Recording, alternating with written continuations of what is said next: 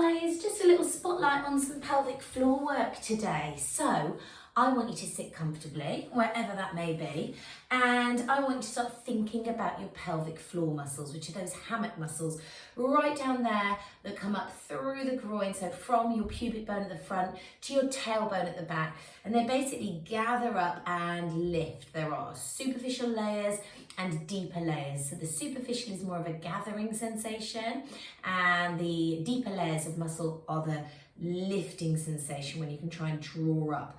Okay, so what I want you to think about doing is sitting comfortably, relaxing down through the shoulders. If you struggle with these, you might want to even do them lying on your back.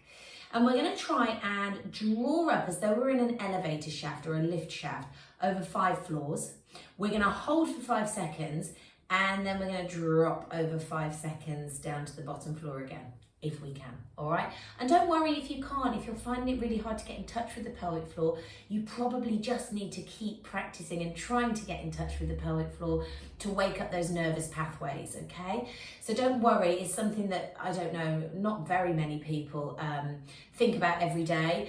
Probably in pregnancy and postnatal, and obviously men have pelvic floors as well, but it's just something that you need to think about in order to activate. So if you don't do that a lot, you may not be connecting with them very well, or may not be feeling them very much. So just try and persevere with them, and the more you do it, the more you will feel it. Okay, I just realised I've got my slippers on over my socks. It's chilly in here, okay? I'm making myself comfy. Relax your shoulders. Sit up nice and upright, or lie down nice and flat wherever you are. You are going to breathe in to prepare. So take a lovely deep breath in. As you breathe out, think pelvic floor. We're lifting for 5, 4, 3, 2, 1. You're going to try and hold it there. Don't hold your breath. 5 seconds. 4, 3, 2, 1. And then you're going to try and relax it down for 5, 4, 3, 2, 1. Let's do it again. Take a lovely deep breath in. Deep breath in will help the exhale. It'll help you engage your pelvic floor.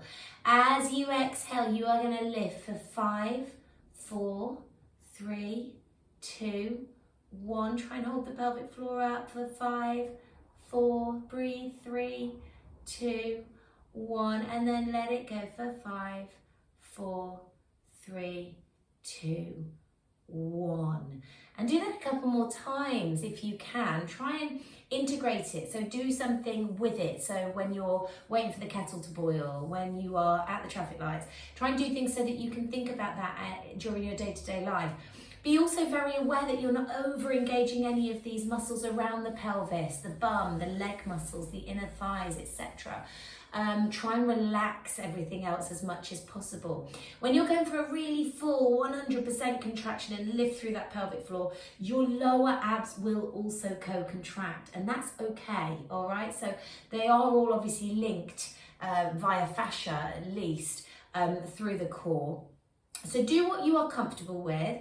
Try and get in touch with your pelvic floor. Try the 5 lift, 5 hold and 5 lower, because it's really nice to get the lower after the lift, and it's something a lot of people forget about, and they do all these pelvic floor lifts so their pelvic floor is tight as a drum, and actually a really tight pelvic floor is not actually that great either, because it's going to be quite weak if you have any sudden impact, etc. That tension may just release. So you just want to feel like you can contract and get in touch with the pelvic floor. You can hold the pelvic floor for a little while, it's not for long, and you can release it as well. And sometimes you might need more than 5 seconds to release and relax and let go of that tension. Anyway, I hope that's helped with a little bit of pelvic floor insight, and I look forward to seeing you on the mat again very soon. Thank you, guys.